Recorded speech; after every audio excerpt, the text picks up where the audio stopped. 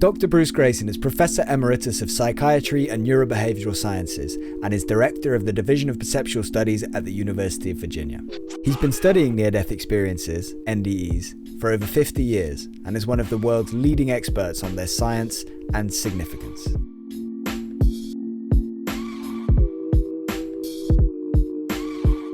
So Bruce, to start us off, can you please define a near-death experience? And can you also tell me about the first time you came across one yourself? Sure, Ben. A near-death experience is basically a profound subjective experience that many people have when they come close to death or sometimes are pronounced dead. They include such hard-to-explain things like a sense of leaving the physical body, being overwhelmed by a sense of peace and well-being, encountering deceased loved ones, encountering some other entity which may seem like a deity, reviewing your entire life, and then finally coming back into your body with no explanation for what happened to you. And it leads to profound after effects that don't seem to go away, changes in attitudes, beliefs, and values, and behavior. Wow. How consistent is that, like with the changes in behavior afterwards or attitudes? How common are the changes? They are virtually universal. And we have studied this in cultures around the world, different religious cultures, different national cultures. Most of the research has been done in Western Europe and the US, but there have also been studies done in India, China, Japan. And if you look back in history, there are accounts of this same phenomenon from ancient Greece and Rome and Egypt. And in fact, people have reported these in the indigenous cultures in the US and in Australia as well. Wow. So very consistent Very globally. consistent, yes. Yeah, that's amazing. And the kind of changes and attitude changes afterwards, is that going to be immediately after people wake up, they just feel like they're a new person, or is it something that sometimes they do, but they're often quite puzzled by it, and it may take a while for them to integrate these changes into their lives. But there are changes in profound attitudes, such as a sense of the most common thing we hear is people are no longer afraid of dying, and fear of death is such a pervasive thing in our Western culture. And these people come back saying, "Gee, I'm not afraid of dying anymore." I have to admit that as a psychiatrist, when I first heard that, I was worried that this was going to make people feel suicidal. You know, I've talked to a lot of people who were thinking about ending their lives, but were stopped because of some fear of what might happen afterwards. And if we tell them nothing's going to happen, it's beautiful, is that going to make them suicidal? Well, being a scientist, I did a study of this. I interviewed people who were admitted to my hospital with a suicide attempt and compared those who had a near-death experience as a result of the suicide attempt and those who didn't. And to my surprise, I found that those who had a near-death experience were much less suicidal afterwards than those who didn't. And when I asked them, how do you make sense of this? They say, well, I now have the same problems that I had before, but now I see a meaning and purpose in everything that happens. And my problems are no longer things to run away from, but they're challenges for me to grow from. Wow. They also said that if you lose your fear of dying, you also lose your fear of living. Because you're not afraid of losing your life, you're more inclined to jump in with both feet, enjoy life to the most, and take some risks you wouldn't have taken otherwise. Yeah. People also report that they become much more spiritual. And what they mean by that is they become much more compassionate, much more caring, much more connected to other people, to the natural world, to the universe. And they don't say they're more religious. They often say that, in fact, they are less committed to any particular religious denomination, but they feel comfortable in any house of worship or even out in nature. I should say that these changes are seen in people who have near-death experiences, but not necessarily in people who have a close brush with death but don't have an NDE or near-death experience. Have there been studies comparing those things directly, or yes, they have. There have. Wow. People who come close to death are often more likely to value life more once they've almost lost it. But if you haven't had a near-death experience, that usually makes you more conservative, more cautious, more afraid of losing your life. Whereas if you had a near-death experience, you'd be much more open, much more risk-taking, and much more, we find life much more enjoyable. Yeah. Wow. I mean, I guess it's just the biggest perspective change. Like you said, it Tremendously. allows you to, reduces the fear of death and of living, like you say, because life all of a sudden is not on such a pedestal. Maybe it's not this one thing that you get, this one opportunity with all the pressure and all that kind of, the downsides of it. Yeah, it's amazing to think about it like that. The other part of this is that they often change what they value in life. They come back thinking, there I was without all my material possessions, without my gender, without my nationality, my political affiliation, and I felt better than ever. Mm. So all these things we use to define ourselves are just irrelevant. Yeah. And they come back not caring about things of the physical world, not only material possessions, but power, prestige, fame. These things mean nothing to them afterwards. Labels, I suppose, isn't it? It's that we put more and more these days, labeling ourselves and labeling other people. Wow. So yeah, take me back a little bit. Before, I want to obviously go into this in much more detail, but before we do, take me back to when you first kind of came out of medical school. I believe it wasn't long after that you had your first kind of, I want to say your first experience with it, but I don't want people to think it was your near-death experience. So you first were involved in a way, kind of your direct, how would you describe it? How would you say your involvement is in that? Well, I was involved, exactly what I was. I got to say, though, Ben, I started out life as a materialist. I grew up in a family with, my father was a scientist, and he raised his family that way. We had no spiritual or religious background at all. So I went through life thinking that, the physical world is all there is. When you die, and that's just the way it is. That wasn't a sad thing. That's life. So no religion in the family, like in your immediate family? No. And what kind of science was your dad doing? He was a chemist. And, his whole life was the periodic table. That's what all life is made of, and there's nothing else. So I went through college and medical school with that mindset. And then shortly after I graduated from medical school, I started my psychiatric training. And I was evaluating patients in the emergency room. And I was sitting in the cafeteria one evening, and my beeper went off and startled me. So I dropped the fork I was holding my spaghetti in and splashed a little spaghetti sauce on my tie. I answered the page, and it was from the emergency room. And the patient had come in after a presumed suicide attempt, and I was going to go down there and see her. I tried to wipe the stain off my tie because I was embarrassed, and I couldn't get it off. So I just put on a white lab coat to cover it. Went down to the emergency room, and the patient was completely unconscious. I could not arouse her no matter what I did. But her roommate had brought her in and was waiting 50 yards down the hall in another room. Mm-hmm. So I went down to talk to the roommate. And this was in the early 1970s on a hot summer afternoon in Virginia. I was starting to sweat. There was no air conditioning in those days. So I ended up unbuttoning my lab coat so I wouldn't sweat so much, exposing the stain for a little while.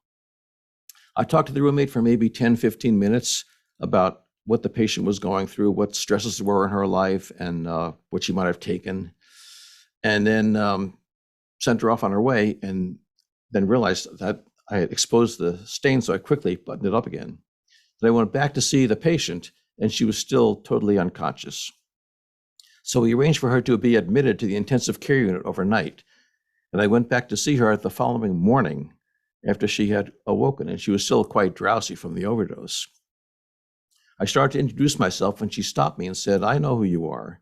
I remember you from last night." Well, that just stunned me. I didn't know what she was talking about. So I said to her, "I thought you were asleep when I saw you last night." And she said, "Not in my room. I saw you talking to my roommate down the hall." Now that didn't make any sense to me at all. Mm. The only way that could have happened is she had left her body and followed me down the corridor. And as far as I knew, you are your body. How can you leave it? That makes no sense. She saw how confused I was, so started to tell me about the conversation I had with her roommate, what we said, where we were sitting, what we were wearing, including the spaghetti stain on my tie. That just blew me away. I couldn't figure out how she knew this. It wasn't possible. Mm.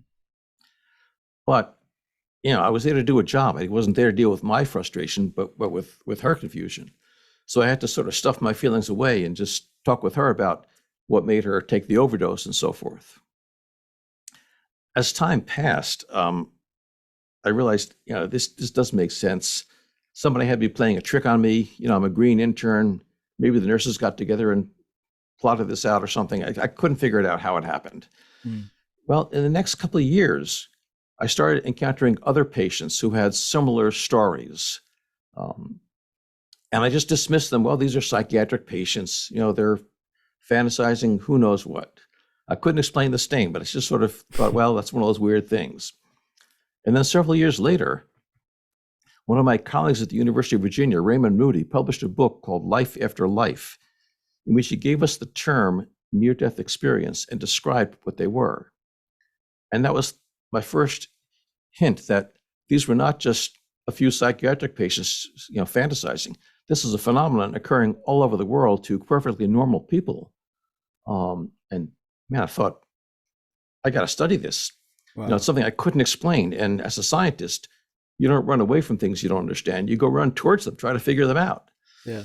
So I started collecting other cases to try to figure out what's going on. And here I am 50 years later, still trying to figure it out. Yeah. Wow. I mean, where do we even begin with that? That's amazing. So the near-death experience, the phrase, the terminology, that came about after your first experience, pretty much. Or... Right. In English, actually, Victor Heger in France used the term back in the 1890s. Oh, wow. But it was never translated into English, and nobody in the English-speaking world knew about these things. Now, if you go back in the medical literature, you can see accounts of near-death experiences in medical journals, isolated accounts here and there, maybe one every decade, but not with that label because nobody knew what to call them. Yeah. So they just considered, oh, strange thing happened. Hallucination or something like that. Yeah. This kind of thing. Yeah. Wow. And so to take me again, going back to that first one, the stain on the tie. So you said already that you were kind of taken aback and you kind of didn't know what to tell me. Try to kind of tell me what was going through your mind at that moment. And when you went home that night, like, what was your thought process? Did you mull on it? Did you try and forget about it? Like, what was the whole, it was very, very unsettling. It kind of upset my whole world. So I tried to figure, well, it couldn't really happen. There had to be some logical explanation. I don't know what it is, but I don't have time to think about it now. I'll just stuff it away for a while. And so I just tried to forget about it and not deal with it. I didn't dare talk to anybody about it. I mean, they think I was crazy. So I didn't mention it to anybody. Yeah. But then more came up. And then more and more came up. Yep. And when did you decide, okay, this is definitely something, and you mentioned it, but when was it that you decided that, okay, this is something and I'm going to spend my time researching and spend my time looking into it? It was after 1995 when Raymond Moody's book came out, and I saw that there were lots of these things happening all over the world. I thought, well, let's explore this. And at the time I thought, so I'll spend 5 years studying this. I'll find out what the brain mechanism is that causes it, and I'll be satisfied. And as I learned more and more, it became harder and harder to explain. And the brain just didn't seem to be a part of this at all. Yeah. In fact, the near-death experiences occur often at a time when the brain is not capable of functioning at all. And yet people have the most vivid and intricate experience of their lives. Yeah. So it's hard to reconcile that with our materialistic model of the brain is causing the mind. Yeah, I agree. I mean, one of the things that I find, or the parts of it that I find the hardest to connect to kind of to put into the context of our brain being everything, our brain being it, the be all and end all, is the veridical or veridical out of body experiences. Yes. The ones where they are verified. I just find that so. It's just, I can't think of any explanation for it other than some aspect or some part of our consciousness in some way, form, or, somehow for some temporary amount of time, at least, all these qualifying statements, but can be non-local, can be present, can be active outside of the body and outside of the brain. And I've been trying to read, different points of view, and I haven't come across, somebody scientific telling me and how they can explain that, because there's all these famous scientists and stuff that go on TV and try and kind of debunk near-death experiences, just like everything else, and they say, oh yeah, it's just the bright lights from the surgery room, the operating room, and all that kind of thing, and oh yeah, colors, of course they're going to see colors, but I've never seen anybody actually try to tackle that from... No, the explanations they give are either that people are lying, they're misremembering, or they reconstructed this after the fact. They made it up after they came back and retrospectively put it at the time of the NDE. But I have to say that first case I had, I don't consider that good evidence of anything. I was so flustered at the time. I didn't know what I was doing. I wasn't a researcher there. I was there as a clinician trying to help this girl. And I didn't have my wits about me to try to study this. So as I look back on it now, after 50 years, I can't really say that I investigated that adequately. So I don't take it as evidence of anything. It's possible that I misheard. It's possible that I misremembered. I mean, that was a long time ago. I don't consider that really evidence. But since then, I've come across lots of cases that I knew were valid, that I did investigate quite well, that I can't explain. Now, let me give you an example of this. Please. One fellow that I investigated about 30 years after that original one was a 50-something-year-old truck driver who had crushing chest pain one day on his route. He got himself to an emergency room where he was found to have 4 vessels to his heart completely blocked. So they rushed him to the operating room for an emergency quadruple bypass operation. And in that operation, he told me, he found himself rising up above his body. And he looked down at the operating table and saw his chest being opened up. Now, anybody could tell you that. They would, of course, that was what you expect. But then he said he saw his surgeon flapping his elbows like he was trying to fly. Now, at this point, I'd been a doctor about 30 years. I'd never heard anything so ridiculous in my life. You don't see doctors on TV doing that. So I thought, it has to be hallucinating. He had anesthesia. He's making this up.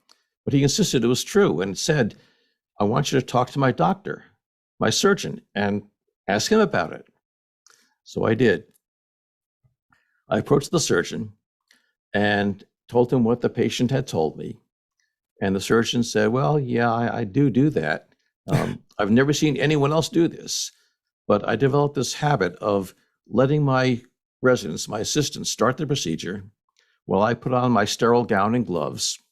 And then I walk into the operating room with my sterile gloves on. And while I'm watching them start, I don't want to risk touching anything that's not sterile. So I put my hands where I know they won't touch anything, right on my chest. And then I point things out to them with my elbows so I don't touch anything with my fingers. And he illustrated just the way the patient did. Now, I don't know how the patient could have known that unless he saw it, as he said. Yeah, that's the thing. I mean, I really just can't see the angle, the angle that you'd take to try and say it didn't happen. I just can't quite comprehend that. When they're so veridical, I don't know which is the pronunciation. It feels like it should be veridical to me, but everybody always says veridical. But when it's so accurate and verified, it's so hard. I mean, what are the chances that he's made it up and coincidentally it's accurate? Yeah. Well, actually, Jan Holden, a professor at the University of North Texas, did a study of about 100 cases in which people claimed to have left their body and seen things from an out-of-body perspective. And she found that in 92% of these cases, independent witnesses confirmed that it was completely accurate. Wow. So it's not just the rare case, it's the vast majority of cases are proven to be veridical, accurate. Yeah. I do want to come back to some more of the veridical cases a bit later, but for now, tell me, how many cases have you been involved with researching? And how many of you as well, I get a different question, how many of you kind of been directly involved with in one way or another? I can't tell you how many I've heard. I have a database of a little more than 1,000 that I've done a lot of extensive research on. I can't say how many I've directly been involved in. It depends on what you mean by involved. among patients that I've had who have had near-death experiences. I guess that's what I mean, yeah. Yeah, I'd say it's maybe around 20. But I've done research in the hospital where I've interviewed everyone who came in with a cardiac arrest. Mm-hmm. And that, of course, goes into the hundreds of people who I've talked to who've had near-death experiences. So I can say I've studied a little more than 1,000, studied well. Yeah. That's a lot. That's a lot. So yeah, you know quite a lot. And it's been a lot of years. What percentage of humans, of people that have kind of close to death, let's say, situations, report near-death experiences? I've heard different figures being thrown around. I've heard like 20s, 30s. Is that accurate or? Yeah, that's a tricky question, Ben. Most of the rigorous research done both in the US and the UK and in Germany have come up with about 5% of people who are in the general population have had a near-death experience. If you look at people who have had a cardiac arrest, who we know have had their heart stop, it's between 10 and 20%. Mm-hmm. However, these are the people who tell us about their experiences. We know that a lot of people don't want to talk about their experience. Mm-hmm. They're ashamed of it. They're embarrassed by it. They don't want to be called crazy, so they don't tell anyone about it. Yeah. So there may be more experiences out there than we know about. Yeah, I would say there almost certainly would be, wouldn't there? There would be probably quite a significant chunk that, first of all, don't remember. Maybe just have a few fragments of memory that's not enough to really feel confident in telling somebody about it. Maybe some people remember nothing. And then, as you say, people that are not willing to talk about it for whatever reason. Maybe it conflicts with their religion. Maybe it conflicts with their worldview. Or maybe it's just too personal, too difficult. I don't know. I suppose there could be so many different reasons. There are. Some people feel it's too personal, too sacred to share with others. And in fact, some of them, frankly, tell me that they started to talk to their doctor about it, and they were quickly told, "Oh, just forget about it. It's a hallucination. It'll go away." And they learn not to tell it to anybody. Yeah, I would suppose that's another major factor. Yeah, because again, you need a doctor or a caregiver that's going to be receptive and open to this kind of thing in order to get a report out of it. Yeah, so I'd love to know what the real number would be. I suppose we're quite a long way away from, like a few years away from getting some accurate numbers on that. We're waiting till more caregivers are more open to it. We can get literally all the hospitals giving us these figures and these stories, but it's amazing. How close is science to explaining a near-death experiences for now? Is it still way off? I think it's way off. Yeah, it's not going to happen in my lifetime. Yeah. Do you think we ever will be able to truly explain it? I don't know. Science was developed to study the physical world, and it's not very good at studying non-physical things, like emotions. We can't study them directly. We can just look at the effects of the emotion and make inferences about that. For example, you get angry, your face gets flushed, your fists clench, so forth. So you can see the effects of the anger, but you can't measure the anger itself. So science doesn't have the tools or even the language to talk about non-physical things. And it's that way with spiritual things. How do we talk about empathy, about compassion, about a sense of cosmic unity, being one with everything? We have no way of measuring these things or of scientifically studying them, except by looking at the effects they have on people's lives. Yeah.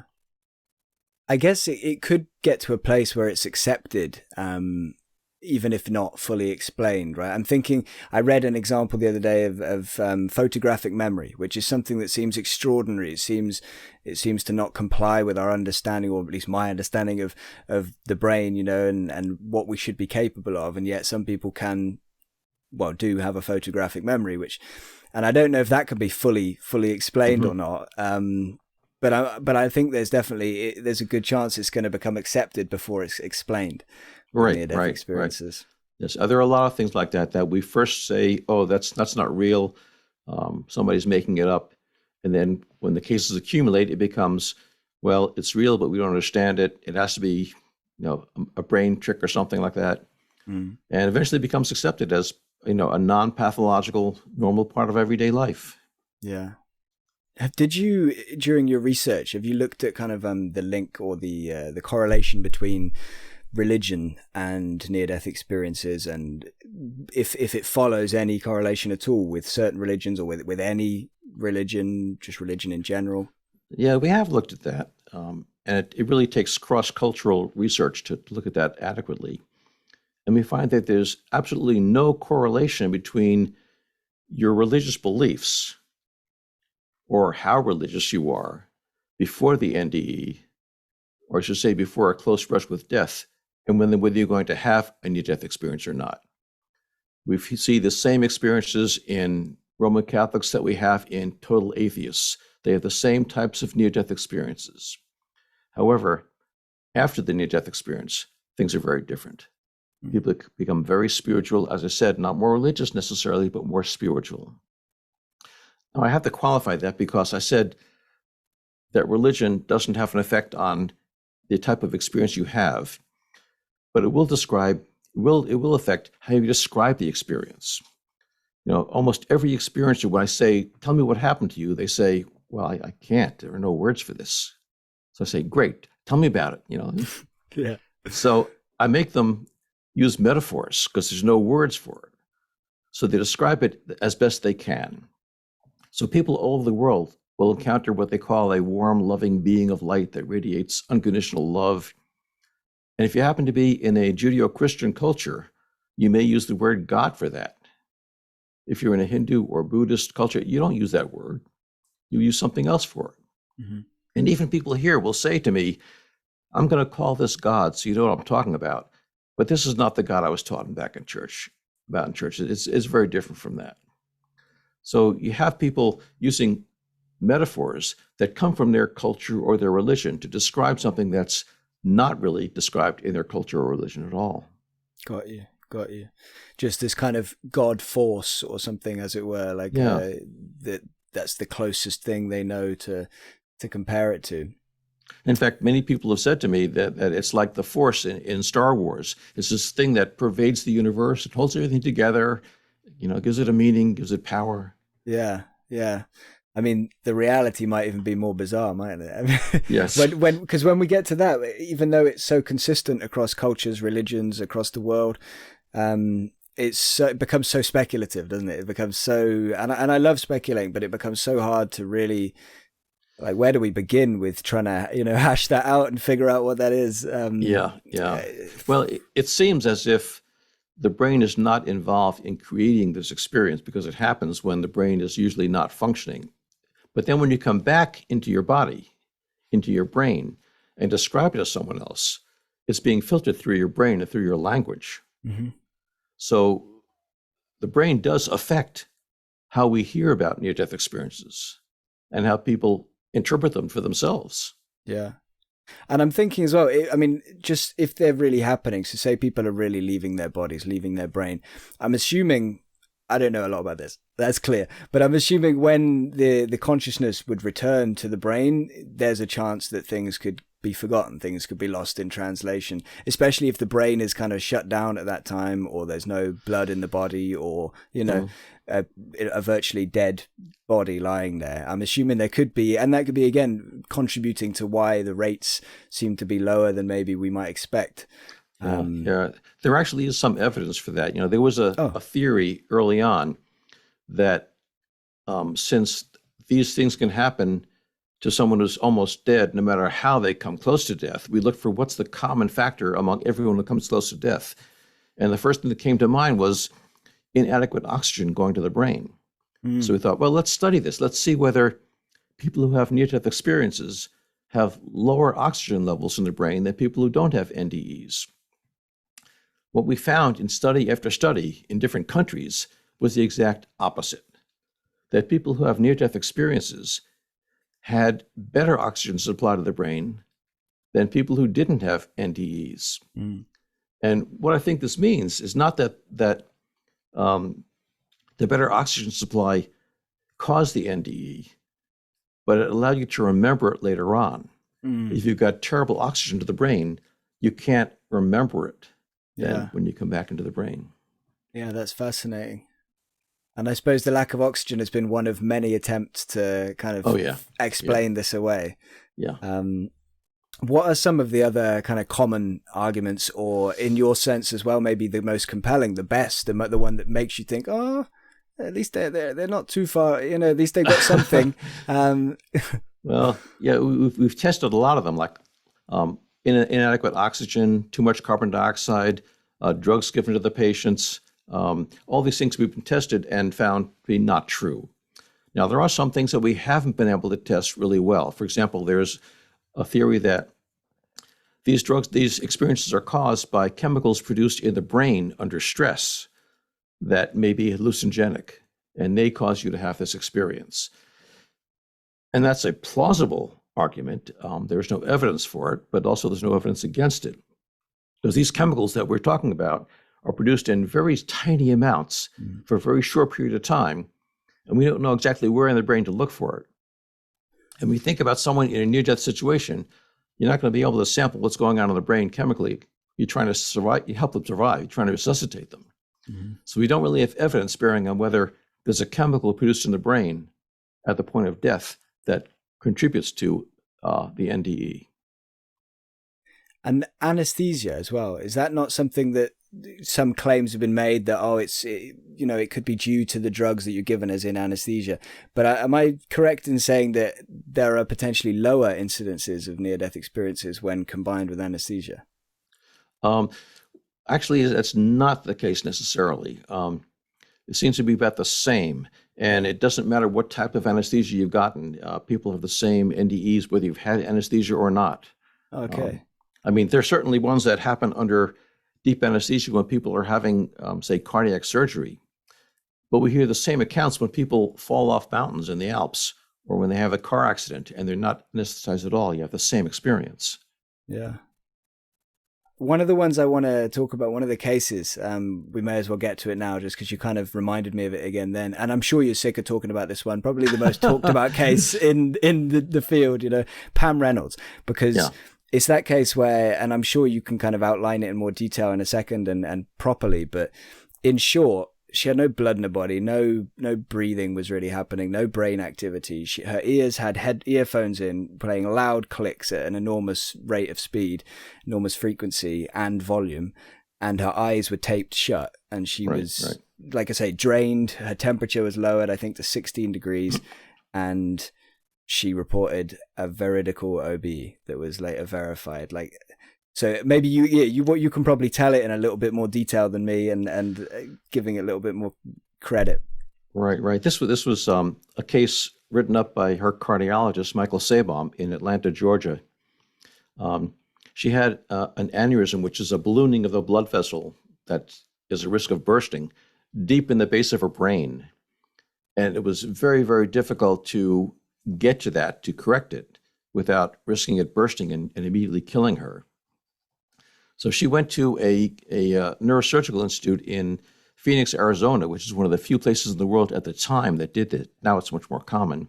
What they did was something called hypothermic circulatory arrest, where they cool the body down, as you said, very, very low. And they also give people phenobarbital to reduce the metabolic demands from the brain. And when they have that done, they drain all the blood out of her body so that the aneurysm can be cut without risking it bursting. Now, that normally would kill somebody. But because you've lowered the body temperature and lowered up with phenobarbital, they can live longer without blood going to the brain. So they drain all the blood out, do the operation, and then warm the blood up again and put it back into the body. And it usually takes a half hour to 45 minutes.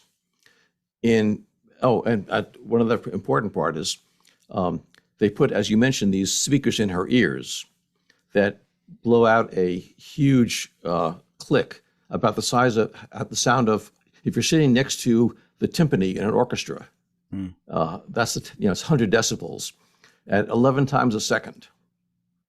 And the purpose of that is not to blot out everything else that's going on, but they're also recording from the brain the response of the brain to these clicks.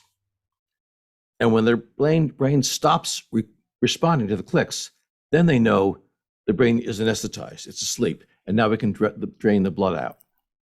So that's the purpose of these clicks. So they did that with Pam, and she had the operation. There were some complications, and they have to cut open a blood vessel in her groin to drain the blood out and put the blood back in. And it turned out that the vessel they used was too small. So they had to close it up and go to the other side of her body and do it on that side. So various things happened.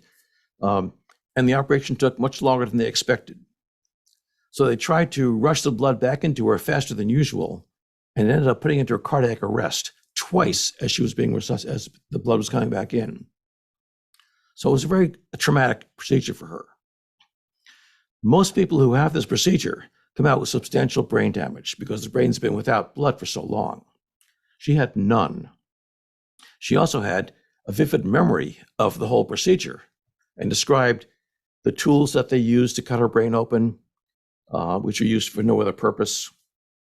She described the music that was playing on the tape recorder during the procedure, and various things that she shouldn't have been able to know, and yet she did. And her neurosurgeon confirmed she was right about this. I can't explain it. I don't know how she could have figured it out, but she knew all these things accurately. So as you said, this is one of the most widely written about cases, and there have been lots of things written by people who are not close to the case at all, totally trying to debunk it. But people who are involved in the case directly are totally convinced this is the way it was. Yeah, absolutely. I mean, the doctor that was involved, her anesthetist or her surgeon, he seemed like he was not a big, really into this kind of thing. He seemed like he didn't really want to have to be confronted with that. He just wanted to do this operation and do the surgery. But it reminds me of maybe what you were saying about you before you had your first experience. I'm sure this wasn't this guy's maybe first experience, but maybe the first one that really kind of in his face, you can't really get around it. You can't really refuse it. Do you think that's the most compelling case that we have? No, I don't. I think there are better cases than that one. There are cases of people who had been pronounced dead and were left in a morgue for several days and came out having a near-death experience. There were people who we know were in a coma for a week long. A neurosurgeon named Eben Alexander was in a coma for a week and had a very elaborate near-death experience with veridical out-of-body perceptions. Anita Morjani was pronounced dead after she had lymphatic tumors all over her body. And she was pronounced dead and then came out of it unexpectedly and had no sign of tumors after the NDE. So there's lots of cases that are much better and well documented than the Pam Reynolds one. Wow. And there's Stephanie Arnold as well, isn't there? With that was quite veridical with the things that she witnessed and reported straight after. And again, she shouldn't have known. And I think that one also, she had like some kind of premonitions, or maybe even stronger. Maybe you could say it was some kind of precognition. I don't know, but yeah. Right. Have you come across that in any other cases? Something similar? It's not that common, but Stephanie certainly had premonitions that she shouldn't, that this is going to happen, that it was a childbirth situation, and she thought, I'm going to die in this situation. And she tried to tell people that, and nobody would listen to her. They'd say, oh, you're just afraid, but she was right. And there are some cases like that, but not many. Yeah. Wow. I didn't realize there were ones where people had been out for like a week, like in a morgue and stuff like that. Do you know any of the details about the people that have been in a morgue, like literally put in the morgue? And Yeah. There was one guy, George Ordonaya, who was a physicist in the Soviet Union. This is back in the 70s, I believe. And he was trying to emigrate to the West because he didn't like the Soviet system. Mm-hmm. And he was rather outspoken about that. And so they decided they were going to kill him, and they ran him down the street. He was hit by a car and pronounced dead and placed in the morgue. And it was about 3 days before they got around to embalming him. So they took him out of the freezer and started to embalm him when he started blinking his eyes. And they stopped what they were doing, and Ran away. Well, yeah. And he came out of it entirely, and had a very elaborate near-death experience. He actually then was rescued by Western colleagues who got him out of the Soviet Union and took him to the U.S., where he gave up his career as a physicist and became a preacher. It was the type where you go around from church to church every Sunday, giving speeches about your spiritual experience. Wow, unbelievable, really, isn't it? Yeah. Have you come across many intermission memories? The period between lives, you mean? Yeah, or so it seems. Yeah, like those kind of memories of a place that wasn't, not an OBE, not going through a tunnel, but something maybe that's, yeah. I guess the same kind of thing that would be reported in cases with children with past life memories. Yeah. A lot of people will talk about leaving the physical world, going to some other realm or other dimension. And they all say, well, yeah, I can't describe it. There aren't any words. I just can't tell it to you. The only thing they can be sure about is the sensation, the feeling they had of overwhelming peace and well-being and unconditional love. And they may describe it to you, but they're describing it in metaphors. And they don't usually talk about things like pearly gates and, that kind of stuff. But they will talk about lush forests or a sense of being out in the solar system with, stars. But they'll say, this is just the words I'm using to try to describe it to you. It wasn't like that at all, really. So the descriptions we're getting of this other realm are just metaphors. They're analogies. They're not really what happened. They say, I can't describe it to you. There aren't any words for it. Yeah. One person said it's like trying to draw an odor with a crayon. You don't know how to do it. Yeah. It's something that maybe our brain is not built to be able to comprehend. I was brought up in a religious family, and I guess that was one of the ways I used to kind of look at the religion was, okay, it's cool. You have belief in it. That's a reason in it. It's because it's something maybe I just can't comprehend. And so I'm just supposed to kind of blindly, believe it. And I kind of I've changed my views a bit now. But now I look at it from, the sense of, I don't want to say spiritual, but that kind of, you see what I'm saying? Yeah. Well, if you're talking about something as a religion you've been taught, you can believe it or not. Yeah. But if we've had a near-death experience, this is something that happened to you. It's hard for you to deny that. Yeah. So it's not something you can either take or leave. It's part of you now. Let me give you an example of that. The golden rule, do unto others as you would have them do unto you, is a part of almost every religion we have on earth. Mm-hmm. It's a universal among mankind. That's the way you should live. But it's a guideline we're supposed to follow. And people may or may not live up to that. But people in a near-death experience come back saying, I experienced that as a law of the universe. When you hurt other people, you hurt yourself. When you help other people, you're helping yourself as well. That's just the way the universe is structured. So for them, the golden rule is not a guideline you're supposed to follow. It's the law of the universe. This happens.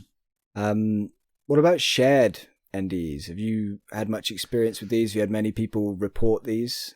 No, again, that's unusual. I do know some cases. This is a case where someone is usually with a dying person and has part of the near-death experience with them. It's usually someone who is very emotionally connected with them or is actually sitting by the bedside.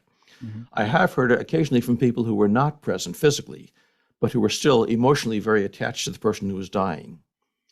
And they may report, starting to go through a tunnel and being stopped before they get to the end.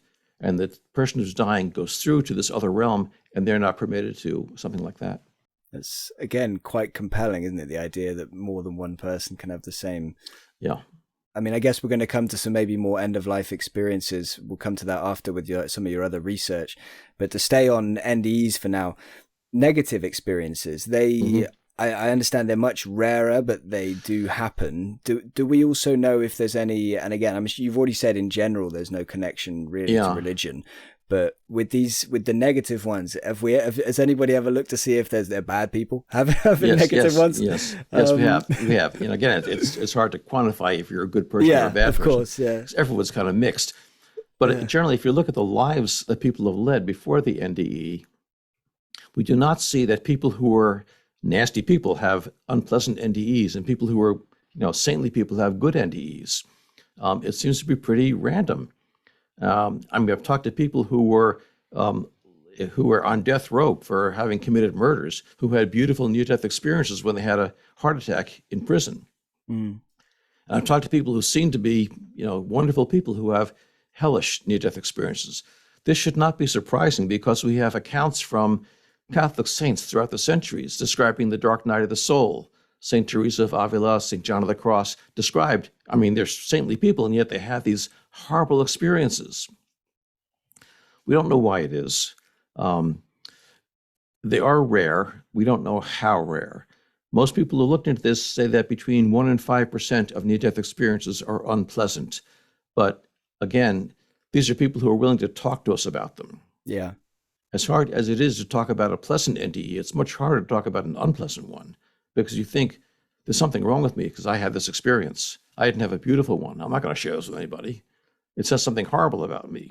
So they don't want to talk about them. Plus, people don't want to remember them. They were terrifying. We've looked at the types of unpleasant NDEs. There was a very tiny minority that sound like a prototypical hellish scenario, fire and brimstone, demons. I've only heard that from people who were raised in that type of a culture that told them to expect that. Roman Catholics, or in the U.S., fundamental Protestants. But I've never heard that from somebody else. And that's a very small minority. There's a larger group that find themselves in a featureless black void. No sound, no sight, just their consciousness and nothing else. And for most Westerners, that's the worst thing that could possibly happen. And they imagine being in that situation for eternity with nothing to do, nothing to hear, nothing to see, but you're awake, you're alert. And that's terrifying for them. I've also talked to a couple of people who were raised Hindu who had that experience and said, that was nirvana. That was wonderful. I was just there floating in this nothingness. So your culture kind of determines how you experience it. And the vast majority of unpleasant experiences sound just like the pleasant ones, except they're experienced in an unpleasant way. For example, they feel themselves being ripped out of their bodies and shuttled down a tunnel at breakneck speed and confronted with blinding light, and they're trying to fight it. And these are people for whom being in control of their lives is very important. And you're not in control of an NDE. So that terrifies them, and they're trying to fight it. And for some of these people, at some point, they get exhausted, and they just surrender. And as soon as they give up, it becomes a blissful experience. So it wasn't the experience itself that was unpleasant. It was the resistance to it, the fighting against it. Yeah. It's amazing. And I guess it's all so personal, like we kind of alluded to a lot of times. It's so unique to the experiencer, the person, the percipient. But yeah, that does make a lot of sense. The idea of you trying to fight against something. I guess it could, in our waking life, I suppose it happens like in dreams. Maybe, if you have a fear, if you have a pent up fear of something, same way people have a pent up fear of death. And then when you're in this bad dream and maybe, you're just fighting it, instead of maybe somebody that's experienced with controlling their dreams could just figure out a way to say, okay, stop now, I'm done. And it would stop or change to something happy. But we're all just going to go into that at some point, and it's going to be trying to figure out what's going on around us. But it's definitely good to know that it's, potentially due to people trying to fight it. And then once you go over this certain point, the certain threshold of realization, or you have some realization that it tends to be good or remembered as good. Such a fascinating subject. In terms of the Veridical OBEs, because again, I've said it's just for me the most compelling aspect of it. What do you think it tells us about the near-death experience and about our consciousness? I think it tells us that consciousness is not limited to the brain. Now, obviously, in everyday life, it seems that fits the same thing. If you get a hit on the head, that affects your thinking. When you get intoxicated, you don't think very clearly. So it seems as if, as we're taught, the mind is what the brain does. Mm-hmm. But in exceptional circumstances like the near-death experience, the brain seems to be offline, or at least not functioning very well at all, and the mind seems to be doing better than ever. So in extreme circumstances like that, the mind seems to be able to separate from the brain and function even better without it. There are other examples of this. There's something called terminal lucidity, which happens sometimes in people who have end-stage dementia like Alzheimer's disease, and they've not been able to communicate for months or recognize family, and then suddenly they become completely lucid again. They recognize people, they have coherent conversations, and then in a matter of minutes or hours, they die. And there's no medical explanation for this. You don't recover from Alzheimer's disease. Your brain doesn't regenerate itself. And yet somehow it's like this, the mind becomes freed of the brain at the point of death. Yeah. This is not, by the way, a new idea. Hippocrates wrote about this 2,000 years ago. He said that the brain is the interpreter or the messenger of the mind. You know, it's not causing the mind. So it's been around for a long time. Yeah. The receiver, the interpreter. Yeah. Kind of like I heard some analogy that it was like the TV. You know, that's right. Like if you turn the TV off, there's still the waves there. There's just nothing for them to come through, so we can't pick it up. We can't perceive it. Right. I thought that was very interesting. Right. Way of looking at it. And there's more to that analogy also, because the question arises: what is the brain for if your mind can function without it? And the idea is that the brain evolved to help us function in the physical world. And if you're thinking all the time about deceased loved ones or deities, that's not going to help you find food and shelter and a mate and things you need to do in the physical world. So the function of the brain is to limit the contents of your consciousness to things that are important, that are helpful to getting around in the physical world. So it filters out all that spiritual nonsense and just lets in things that are relevant to the physical world. And when the brain is shutting down, that filtering function is weakened and all this other wonderful stuff comes through. And it's like a television set.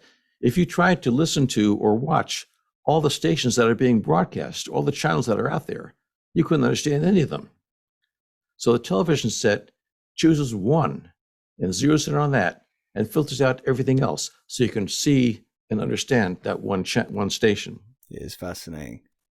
So you do believe that consciousness is non-local, at least an aspect of it?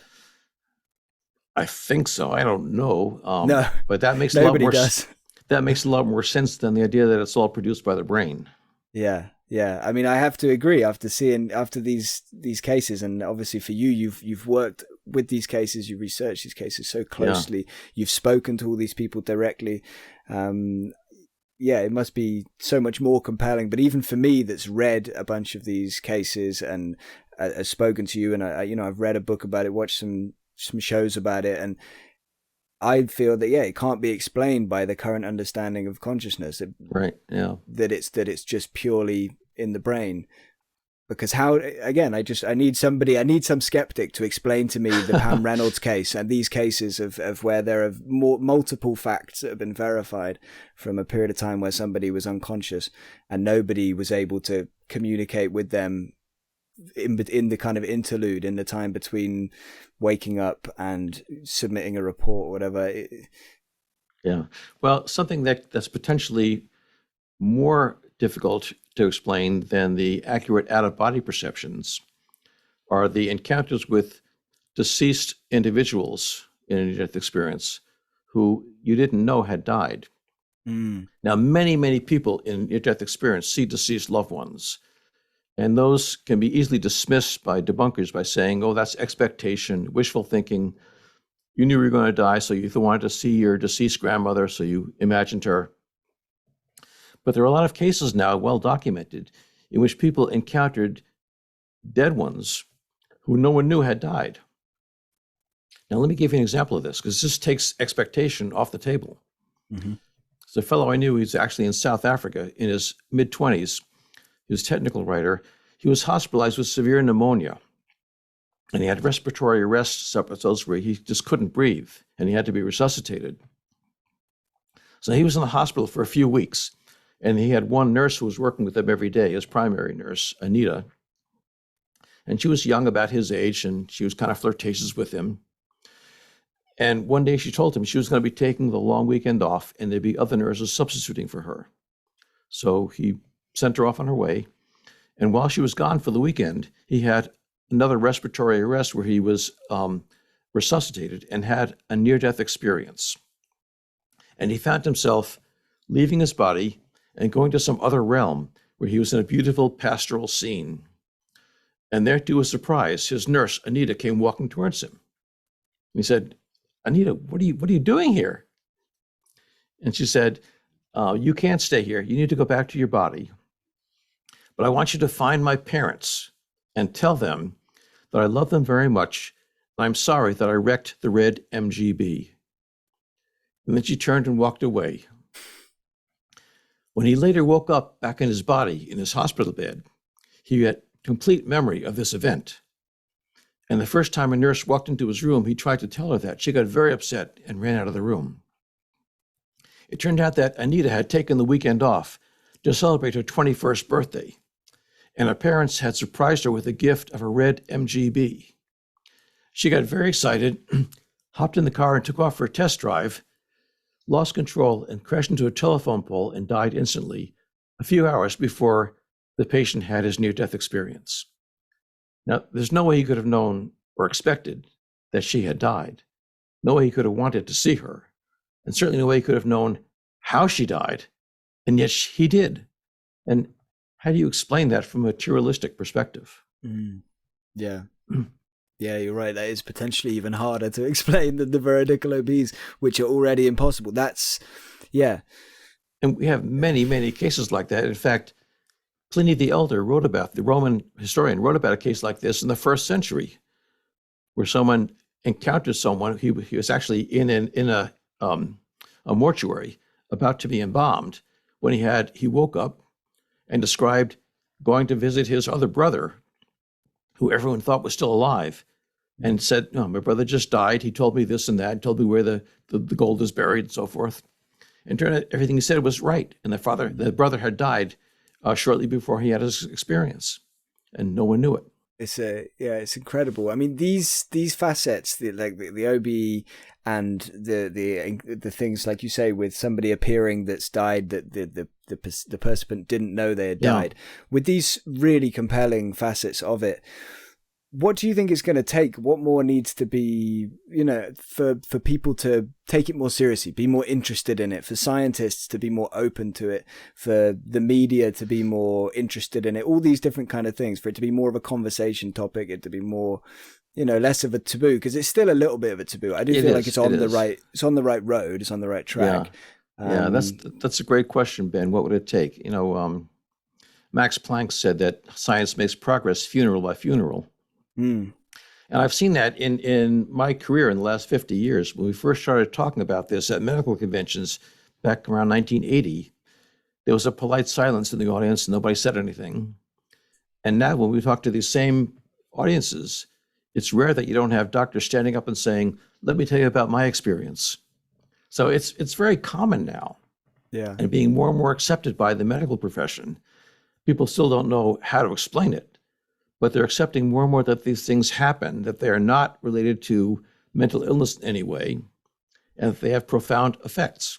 I guess it's the science, it always wants to explain stuff, right? It always has to try and explain stuff. Sure, That's what it's there to do. And I suppose it's a little bit, it's going to have to try every single angle of trying to explain that. Okay, no, that doesn't explain it. Okay, I'd try that. And maybe once it's tried every single available possibility and realizes it can't explain it, right, then maybe we'll have the acceptance of it. And I think that's reasonable. That's what science does. You try to explain things. And I don't think we'll ever get to the point where we've exhausted all the possibilities, because you can think there's endless numbers. Yeah. But the more you rule out, the more you raise the possibility that something non-physical is going on here that we haven't been able to measure yet. Yeah. It's because it's so profound, and yet this is something from my personal experience. I had never really come across it prior to the series that we've mentioned a few times now in when we've talked is Surviving Death, Leslie Kean's series. I'd never really considered it beyond, before watching that. I'd heard of it. I'd heard the phrase near death experience but I didn't even have enough of an understanding to understand if I believed in it or not, if I was, if I don't want to say believed in it necessarily, because it's definitely a thing that happens. It's just what is happening is the belief system, I guess, to an extent. Well, I've got the luxury of working in a clinical setting where I'm working with doctors and nurses and people who actually are taking care of patients. And, when you're talking to basic scientists, they want to know how it works. That's real important to them. If they can't explain it, they don't accept it. Mm. But people who work with patients, they want to know how they can help their patient. They don't necessarily need to know how it works. It'd be nice to know that, but if we don't, we still want to know what works for the patient. Yeah. So even though we can't explain near-death experiences, doctors and nurses and other healthcare practitioners want to know about these experiences because by knowing about them, they can help their patients better. Yeah. So they're more open to it than other scientists would be. Yeah, that makes sense. That does make sense. I mean, yeah, like you said, it'd be great to know how they work, but yeah, there's a lot, I think, to figure out before we get there. Right, right. So to talk a little bit about end-of-life experiences, or before we jump, maybe, is there anything else to do with near-death experiences that, I mean, again, it's going to overlap, but is there anything else that you'd like to highlight or bring to the surface now? Before Well, we could talk for a week about near-death experiences, not exhausted, so let's... So we'll move forward. So end-of-life experiences, that's obviously a massive umbrella with loads of different kind of things under it, but you've spent time researching crisis apparitions and deathbed visions, yeah? Right, yeah. So just kind of explain to me what they are. I mean, obviously deathbed vision seems fairly self-explanatory, but whether it's I'm assuming there's more to it than, the first thought that pops into the layman's head.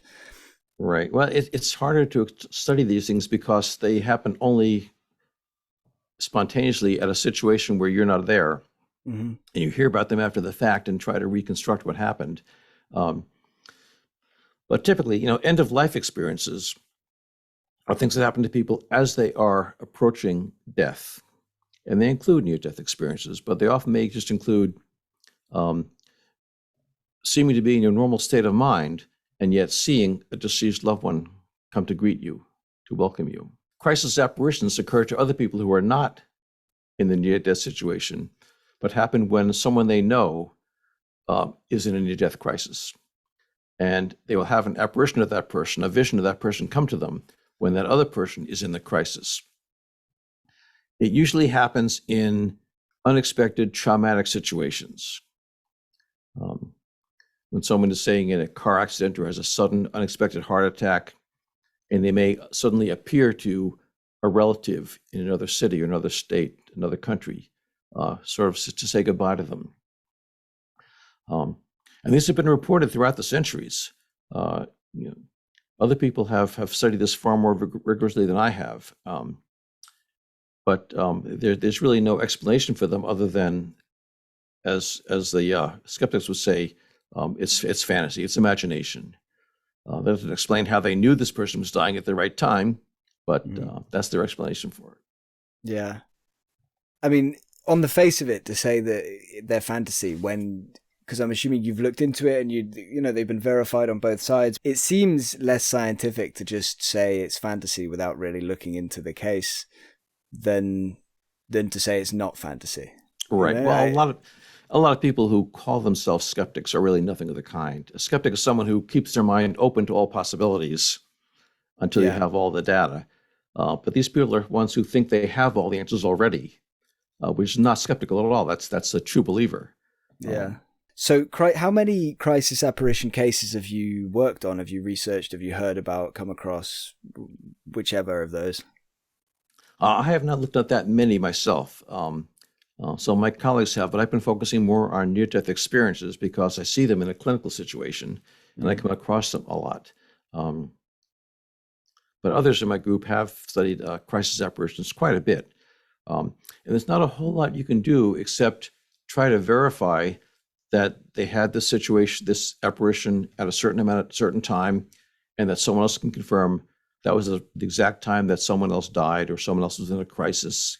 And it's not always a death. It can be a near death.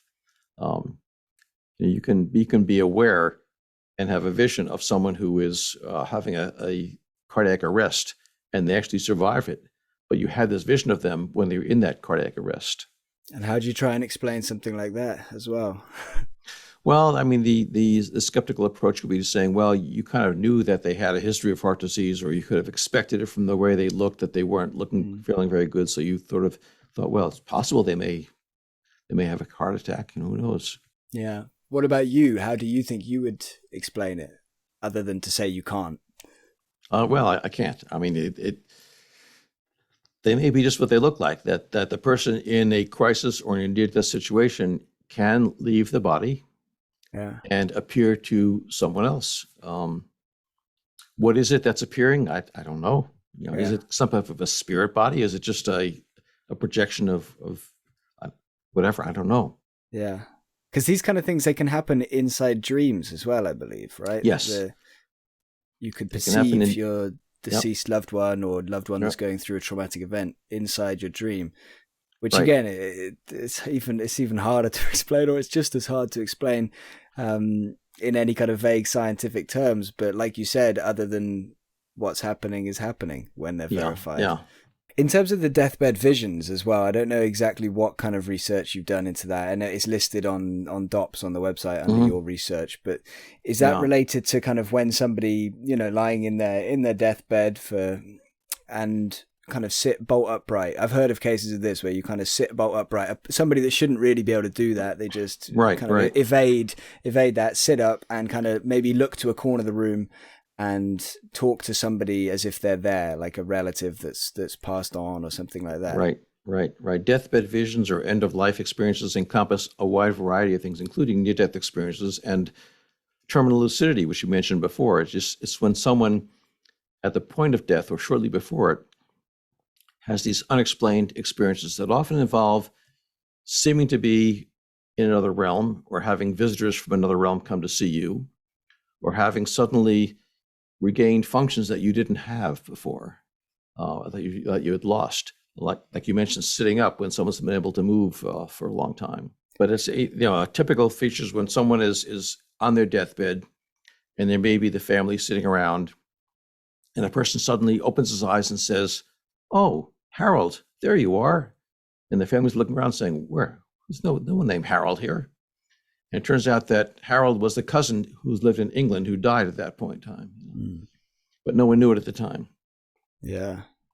And I've read cases as well where in that kind of similar situation, let's use Harold from your example, the Harold would kind of pass some information about, my mother's great uncle, is still in back, like feels like he never gets talked about or something, like he was killed as a child or shot or something like this.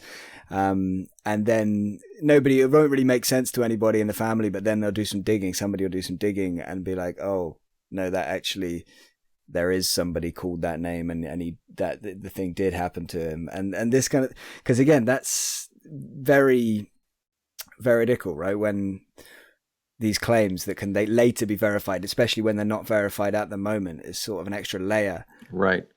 There are some well-documented cases where the apparition told the person having the experience where a will was hidden, that no one knew about. Yeah. Wow. How do you kind of make your peace with it now, having been working on these things for so long?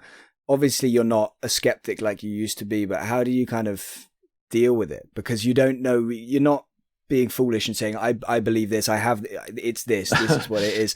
You seem like you're very open to what it could be, but you're very convinced that it's something beyond our understanding. And that's where I'm at, but you're at a much more scientific place of being there. But how do you wrestle with it?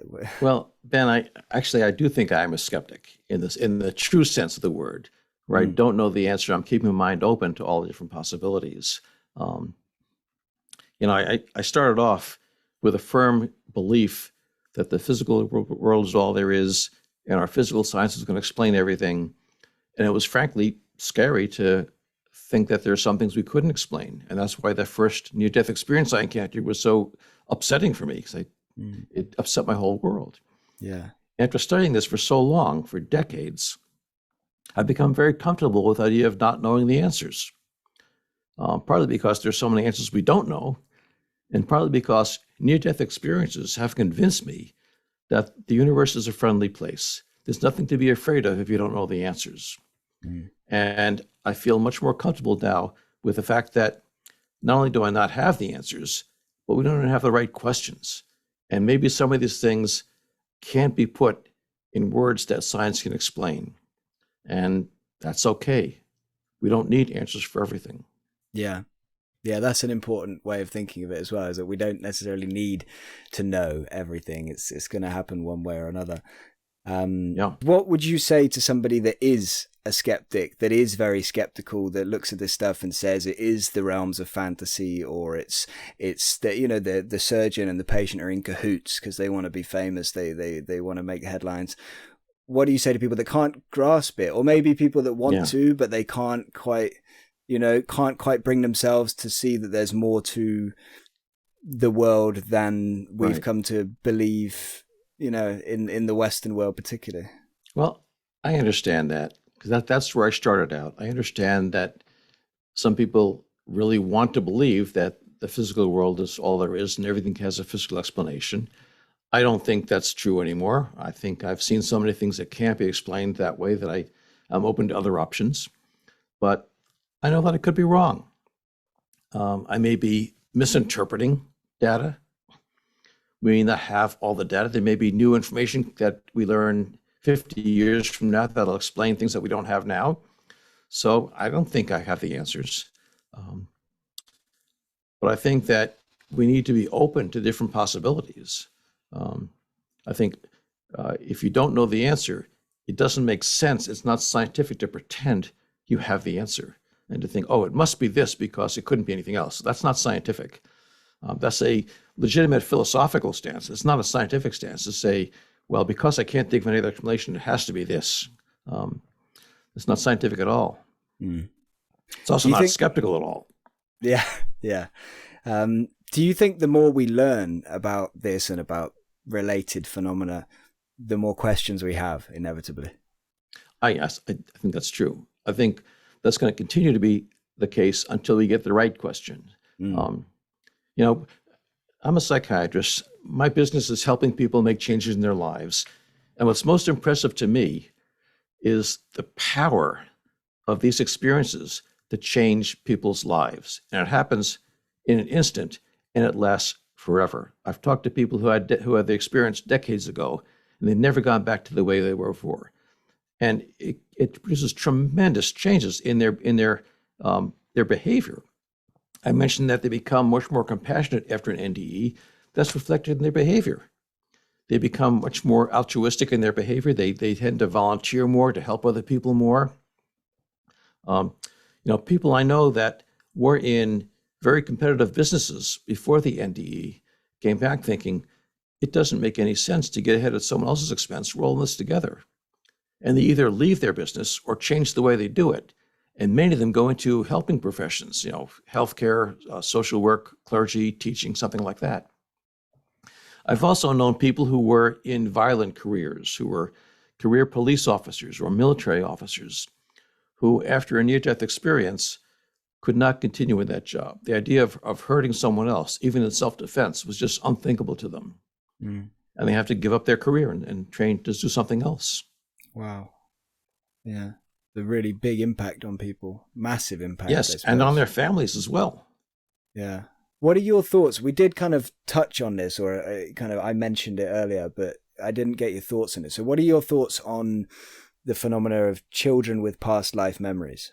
Again, I don't know what to make of them. We've studied some 2,000 cases of this. Young children, age 2, 3, 4, 5, from around the world, who claim to have been someone else in a past life. And they often have detailed memories of events that can be verified from the past life. But more impressive to me is not just the details of the facts of the case, but they have the appropriate emotions and they identify with it as well. So it's not just like, oh, I know what happened to this person, but that was me. I have the scars, the emotional scars of having been that person as well. And I said we've studied about 2,000 of these cases. In about 1,000 of them, we've been able to identify the person the child claims to have been in a past life and verify that the details they've described are accurate. And these usually happen to someone who was living in a different area where they have no contact with the other person. So there's no way they could have known by some normal means. We're also not talking about a past life of someone who was famous that you could read about on the internet and find out things about their lives. These usually are totally, anonymous people who may be a laborer or a teacher or a policeman in some other country that all these intimate details about. What's your gut feeling on, do you think maybe the simplest explanation is that they seem to, face value? They seem to be saying something that we don't seem to have any other way of explaining.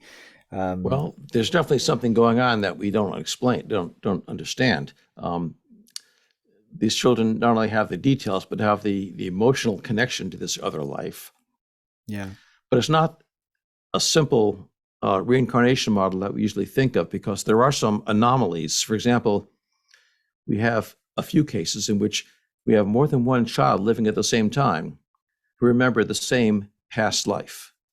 Oh, really? So it's not, one person dies and is reincarnated in another body. Somehow we also have children who remember two lives of two different people who lived simultaneously in the past. We also have children who remember someone's past life, and you can verify who that person was and when they died and so forth. But it turns out that person died when the child was 6 months old. Yeah. So what happened during those first 6 months of that child's life? Was it a different person? I mean, was it no person? Yeah. I don't know how to explain these things, but there's more going on than we can understand right now.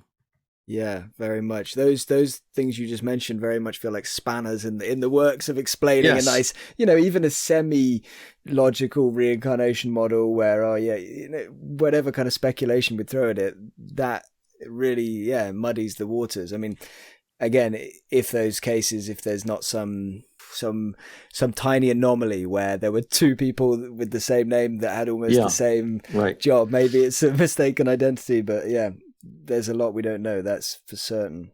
Yeah. The other thing that was surprising about these cases is that we don't see any evidence in them of the effects of karma. We have children who remember being a priest in a past life and people who being a murderer in the past life, and that isn't reflected in the circumstances of their current life. Yeah. So there doesn't seem to be any correlation between the type of life you remember and the type of life you're leading now. When I ask my Hindu and Buddhist friends about this, they say, you're just looking at one past life. You have to look at all the past lives to really get a sense of what the karma should be. So, yeah. Yeah. And I guess when I look at it in the sense of, because it's easy, again, my first thought was probably what a load of nonsense. But then once you look into it and you start to think about it more, if I was, I did live when I was a baby. I did live as a toddler. I don't remember any of it. So maybe it's not so hard to believe that I could have forgotten other things from before. Do you see what I mean? Yeah. Like even probably from 6 months ago or 6 days ago, there's probably certain things I did that I've forgotten about. Right. So again, it does make quite a lot of sense to me that going through the process of dying, potentially surviving somewhere else in some plane of existence somewhere else, and then being reborn seems quite fair to establish that I would forget a lot of the details of my previous life. So that raises the question of why some children do remember. Yeah, it feels like if it's, if it is all part of something, it feels like maybe those are the anomalies, those are the things going wrong. Maybe it's supposed to be that we don't remember it, and it's supposed to, even though if you ask me, I'm sure most people would prefer to go into their next life with all the memories and experience and understanding, so we can build off it. But but yeah, it seems like maybe something doesn't quite work, and these kids somehow remember it. And because some of the normally with the children, the memories fade after they're 5, 6, something like that. I think. Once they get into school and into this life, interestingly, when you look at them when they're telling these cases, and you do, so for example, IQ testing with them, you find that they have higher IQs than their peers and their siblings. And they seem to be much more socially mature as very young children than their peers. But those advantages disappear once they get older. If you test them again when they're teenagers, they're indistinguishable from everyone else. There's a lot of interesting characteristics with it, and some of the cases, some of the most compelling cases, and there's a lot, like you say, like your colleagues and at the Division of Perceptual Studies, which I'm going to ask you about in just a second. They've studied a lot of cases, and I've read quite a few of them, and they're very compelling. Like, I would challenge the most ardent of skeptics to really look into it, and to keep at least a small degree of open-mindedness. And there's so much, even some of the more bizarre ones as well is when the child has corresponding deformity or birthmark or something to the person they claim they were before. Look, I'm conscious of the time, so I'm going to move on to another question, but it's again another fascinating subject, probably and possibly potentially very much overlapped and linked to your work in near-death experiences.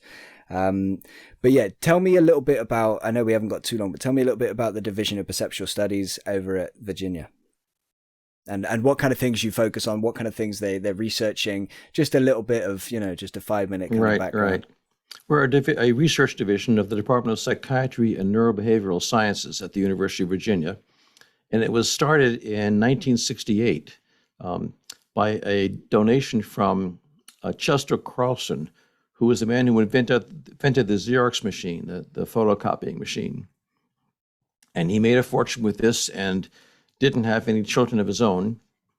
And as he got towards the end of his life, he was trying to think about what he wanted to do with his fortune.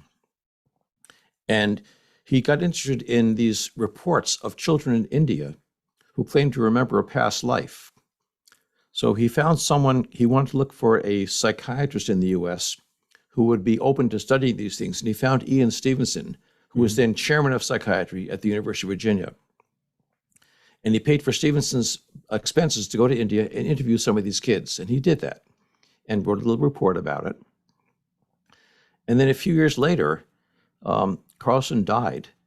And in his will, to our surprise, he left a sizable fortune to the University of Virginia to start this division to study these phenomena of parapsychology or survival at bodily death. And at that point, Ian Stevenson resigned as chairman of the department to start this new division.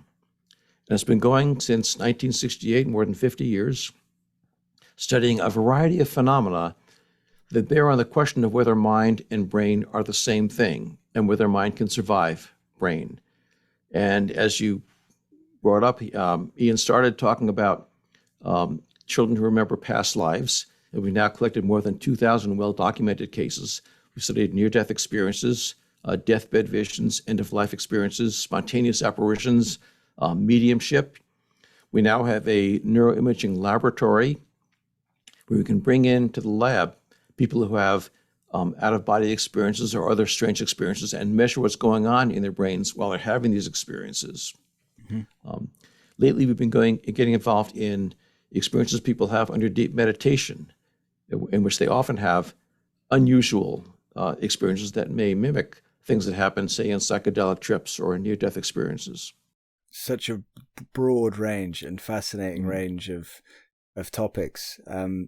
What kind of work, just to stop on that one just for a second, what kind of stuff have they been doing with mediumship? What kind of research has been going into that? Well, we have done some double-blind studies where we have a, quote, sitter, someone who wants to get information about a deceased loved one, and you have the medium, the person who can make contact, allegedly. And we have these two people never meeting each other. They work through an intermediary who's one of our researchers, who will convey to the medium, for example, just the first name of the person who they want to be contacted. and the medium will go through this procedure, whatever he or she does, and come up with a reading. And we'll do that with several people, usually 5 to 10 people, and then give the 5 to 10 transcripts of these readings to the various sitters and have them rate each one as how accurate it is for what would apply to the person they were trying to reach. Yeah. And in some cases, one medium in particular, every single person who was a sitter for him got his correct sitting right for as the chosen number one match. So some of them are very hard to explain away. They're not just random. They seem to be quite accurate. Clearly, not all mediums have this ability that can be, tested and verified in the lab, but there are some who do. Yeah, it's fascinating. It's another thing that a few months ago I would have totally dismissed instantaneously, almost. And it raises a lot of questions about what does happen after death. Because you have, on the one hand, you have children who claim to have been reincarnated. On the other hand, you have mediums who claim to contact people who are still on the other side. Mm. So after death, do you get reincarnated, or do you stay over there waiting for someone to come ask you what's going on over there? Yeah. I like to think that it's a choice. I like to hold on to that recently. That we get all the decisions when we get there. Be like, okay, so here you go. You've made it to the free play. Well, as we're sitting here in our physical brains, we think it's got to be one or the other. But when you talk to near-death experiencers about this, they say, when you leave the physical world, there is no more time. That time is just an artifact of this physical world. And over there's no time. Yeah. So to say that someone is reincarnated and still over there on the other realm is not a paradox for them. Because everything there's no time. Yeah, I see what you mean. And I suppose just to hark back to some of the NDEs, some people I think, it could, the time seems to not add up from our perspective. Like maybe for them, they could have been in this state for like a second or a few seconds. Right. But in their mind, it felt like a much longer period of time, hours or however long, I don't know. But there seems to be a disconnect between that on the time. And that can happen with our dreams also. You can have a dream that lasts in real time, just a few minutes, and yet it takes you hours to tell someone about it. Yeah, it's true. Because I guess maybe you don't think about it a lot as well. Most people, you have numerous dreams every night, right? But you normally only remember one, maybe two. But I think they're just one or two. They're probably the most recent ones of many more. Yeah, that's fascinating. You almost got there, but yeah, my question I was going to ask you, almost to wrap us up today, was going to be, after your 50 years of research experience and interest in this area, you're pretty well placed to have an educated opinion. Of course, it is still a belief and it's personal. So if you don't want to share your personal beliefs, that's fine. But I wanted to get, your belief, if you want to call it belief, or gut feeling or educated guess as to what happens when we die, after we die, more than when we die. Yeah, well, my honest opinion, Ben, is that I don't know. I don't have a belief. I can say I've got an educated guess. And I think the bulk of the data points to me to the fact that some part of us does survive death of the body. Now, what shape does it take? What type of afterlife environment is there? I have no idea. Yeah. And I think that's because what happens to us after death is something that's so far beyond what our brains can understand that we can't conceptualize it. So I'm willing to be patient until I pass over myself, and I'll be surprised at what happens. Yeah. Or I won't. Yeah. I may just die and that's the end of it. But the data doesn't suggest that. I think the evidence that you've collected and that I've read as well doesn't seem to suggest that. At least there seems to be a good case to be made that there's something. And I guess that's a one-word answer to maybe Right. what happens after we die. Probably something, or quite possibly something, Right. As opposed to nothing, which is definitely relieving as somebody that was afraid of death most of my life, actually, and recently, again, on this journey of understanding more about these topics, I have found myself become a little bit less scared of death, a little bit Good. less, the finiteness is removed as well with people Right, that have right. already passed away, like family members and loved ones. That kind of finiteness is diminished, at least, if not removed. It all feels a little bit more connected. Anyway, like you said earlier, we could talk about these subjects for hours and hours Right. and weeks and weeks. Are there any words, any comments that you'd like to leave with people watching or listening today? Just that I think that the data suggests that there is something after death, and furthermore, that it's not something to be afraid of. Uplifting words. Thank you so much for today, Bruce. This was awesome. I really enjoyed this, and Thank you, Ben. fascinating, mind-blowing. You've caught me without words quite a few times. I'm sure you've noticed. But yeah, amazing. It's been stuff. fun, Ben. Thank you. Thank you. Thanks for listening to that conversation with Dr. Bruce Greyson. I hope you enjoyed it, and I hope you learned some new things along the way. If you want to find out some more information, please check out the links in the description, including to Bruce's book, After. Stay curious, stay open-minded, and please subscribe to join us on our journey into the unknown.